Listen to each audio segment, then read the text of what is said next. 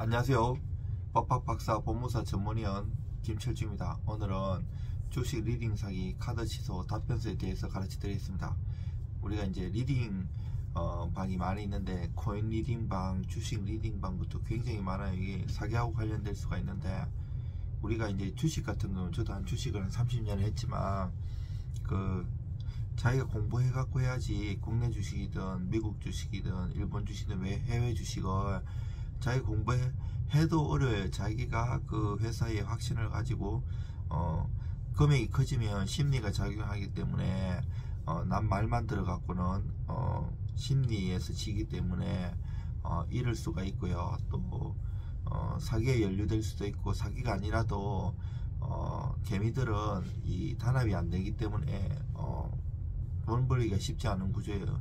지식이 공부를 많이 해야 돼. 부동산도 그렇고 주식도 그렇고. 이제 이 등록된 업체도 있고 정식 등록되지 않은 업체들도 있는데, 주식 이제 그 추천을 하면 수수료를 처음에는 몇십만원, 그 다음에 몇백, 몇천만원 이렇게 요구를 해요.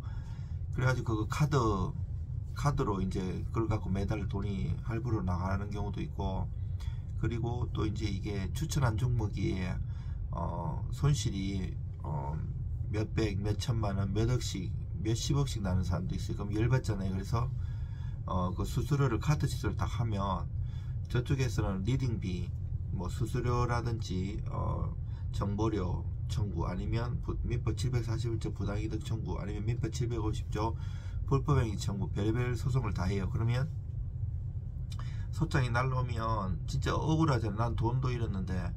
이때 가만히 있으면 안 되고 답변 안 하면 모변은 성소 판결돼요. 내가 패소할 수가 있기 때문에 법무사든 변호사든 저처럼 주식이나 부동산을 잘하는 사람 와가지고 답변서를 잘 내야 돼요. 저는 이런 소송 하기도 하고 반격도 해가지고 손님들 거 많이 이겨줘 드렸어요. 제 블로그나 유튜브 그리고 페이스북 이런데, 인스타그램 보면 손님들이 고맙다고 송수해줘서 그런 거 많이 올렸어요. 수년 동안. 이게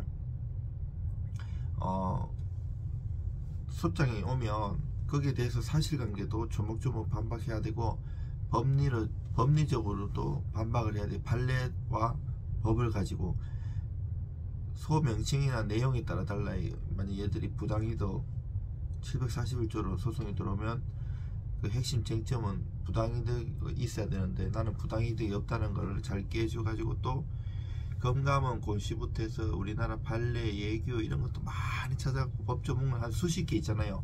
방문 판매법 위반이라든지 통신비 뭐 많이 공격도 해야 되고, 거기서 이제 조목조목 반박하면 저기서 치하하는 경우도 있고요. 개수 싸우는 경우도 있는데, 치하하더라도 또 그 담당하는 직원이나 법무사가 바뀌면 또 소송을 제기하는 경우도 많았고요.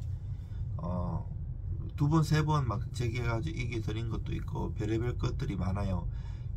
소송 같은 거는 정성이고 심리가 있기 때문에, 일단은 사실관계는 본인이 잘 알아도 사실관계를 정리를 하면서 법적인 전문가하고 주식을 잘하는 사람하고 서로 상호 협의하면서 주거니 받거니 하면서 수없이 거를 다듬고 공격 포인트를 준비를 해서 공격을 해야 돼요. 반격을 하면서. 최고의 방어는 공격이거든요. 배차하면 반소 제기해서 내가 잃었던 거 그 손해배상을 반소로도 하고, 내용 증명도 보내고, 고소장, 형사 민사도 다 융단 폭격도 할 일 생길 수가 있어요. 그래가지고 얘들이 보통 보면 이제 그 리딩비 중간에 안 주면 뭐 직원이든 아니면 법무사 업체든 변호사 업체에서 그 내막은 잘 모르면서 다 한꺼번에 막 보내요. 그래가지고 대꾸 잘 안 하는 사람들은 그냥 모변 노무고 성소 판결 받아가지고 강제 집행해요. 뭐 재산 명시, 채무불이행전, 무등재, 채권 압류 추심, 뭐 여러가지 은행 통장, 그리고 정권, 보험 이런데 압류도 들어오고 이래요. 그래서 집행권을 만들기 전에 내가 반박해갖고 적극적으로 다투어야 돼요. 판사님들 딱 보면 아시걸랑요. 그리고 또 한 지역에 이게 소송이 있으면 본인만 소송하는 게 아니고 다른 사람도 소송이 굉장히 많이 들어오기 때문에 그 판사님도 대충 눈치를 차리세요. 보통 보면 여러 가지가 있기 때문에. 그러면 내가 잘 써갖고 답변을 하면 저쪽에 반응들이 여러 가지예요. 뭐 전화 와가지고 내가 지금 1000만원 청구했는데 500만원을 하자 이렇게 오는 경우도 있고, 아니면 취하하는 경우도 있고, 거기에 따라서 또 유기적으로 대응하면 돼요. 일단은 내가 그 보통 그 추천한 종목에 손실 나는 경우가 되게 많아요. 그래서 그 수수료를 안 주게 되거든요. 뭐 그 사람들이 추천하고 돈 많이 벌면 왜 그런 거 아끼겠어요. 그리고 주식은 남의 말 들어가지고는 쉽지 않아요. 뭐 정권에서 이런 애들도 다 잃잖아요. 그게 심리도 그렇고 공부도 많이 해야 되지만 투자에는 심리가 있어가지고 쉽지가 않아요.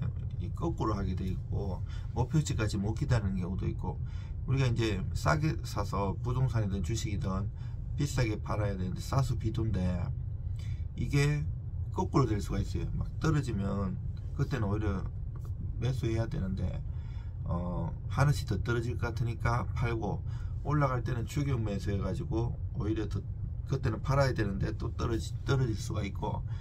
근데 또 회사에 대한 내가 공부를 안 하고 확신이 없으면 이게 상폐될 수 있는 종목이 두렵기도 하고, 막 댓글 같은 거 읽어보면 막 엄청나게 알바생들도 활동하고 일반인들도 자기가 팔았으면 부정적인 글을 올리고 그 이제 싸게 또 살려고요. 또 그 내가 사갖고 있으면 많이 올려 그 매수를 부추기고, 사람의 심리는 돈의 앞에서 막 그런 경우가 있기 때문에 제대로 잘 대응해야 돼요. 시간에 투자하고 가치에 투자해야지. 어디 정보 매매는 원래 아버지의 회사도 안 한다는 얘기가 있어요. 정보는 역정보도 흘리고 이러기 때문에 저도 상패도 많이 당해보고 많이 잃어보기도 했는데, 자기가 공부해가지고 부동산이든 주식이든 해야 돼요. 그래야지 내가 그 소기의 목표를 달성할 수 있어요. 그리고 이게 이제 사기죄도 형법 340조에 7조에 보면, 제가 박사학위를 형법 형사법으로 박사학위를 받았는데 서울시에서 이 사기죄도 347조에 보면 도이치 슈프라의 독일어로 타츠베스탄테, 이게 이제 구성요건 해당성인데 기망이 있고 그 기망을 해가지고 거짓말 해갖고 처분행위를 하고 이게 손해가 있고 이중의 고의가 있고, 이 기망도 적극적 기망, 소극적 기망, 묵시적 기망, 기망의 종류도 엄청나게 많아요. 이게 잘 해야 돼요. 그 고소해가지고 다 받아주는 것도 아니고, 만약에 기소 안 되면 경찰 불송치 되면 경찰 불송치 결정에 대한 이의 신청, 그리고 검찰 항고, 재정 신청, 재항고, 뭐 각가지 제도들도 있고요. 방금 이 소송에 내가 오히려 그 리딩업체에서 소송이 들어오면 뭐 고소도 같이 할 것인지, 아니면 답변서 딱 하면 거기서 치안하고 또 준비서면 쓰면 여기서 또 준비서면 쓰고, 내가 그 종목에서 추천해가지고 그 보통 보면 잘 간직해야 돼요. 그 담당자 전화번호도 모르는 경우도 많아요. 막 카톡으로만 대화하고 다른 사람이고 거짓말할 그 영업사원들도 많거든요. 아주 몇 배 오른다는 거 이런 캡처하고 내가 그 종목 추천해가지고 이래 손실이 일어난 거, 그때 정권에서 그 앱 다 보면 다 있어요. 언제 매수하고 언제 손실이 얼마하고 매매 손익이라든지 손익 추이라든지 그런 거를 증빙 자료를 잘 정리하고 일목요연하게 육하원칙으로 해야지 전문가인 법무사든 변호사든 그거를 법리적으로 잘 공격하고 방어할 수 있거든요. 뭐 소송은 정성이에요. 이 주식 리딩 소송뿐 아니라 모든 소송에서 정말 그 본인하고 그 전문가하고 혼연일체가 돼갖고 사실관계 반바 그리고 법리 반바 이런 것을 잘 해줘야만 이길 수가 있어요. 대충 해갖고는 안 되고요. 또 전문가 중에도 불성실하면 사실관계를 제대로 파악을 못하는 경우도 있어요. 그러면 대충 이렇게 그 준비서면이나 이런 거 보내오는 거 보면, 내가 너 준비서면 몇 페이지 이렇게 했잖아. 그거 하면 그거 자인으로 해가지고 내가 그거를 원용해버리면 이길 수도 있어요. 그래서 저는 많은 서류도 숙달이 돼가지고 공부도 좋아하기 때문에 빨리 파악을 할 수 있지만, 저는 손님 거 10번 이상을 반복해서 보고 거의 이 사건이 내 사건인 것처럼 열심히 해가지고 좋은 결과가 있었습니다. 여러분들 힘내시기 바랍니다.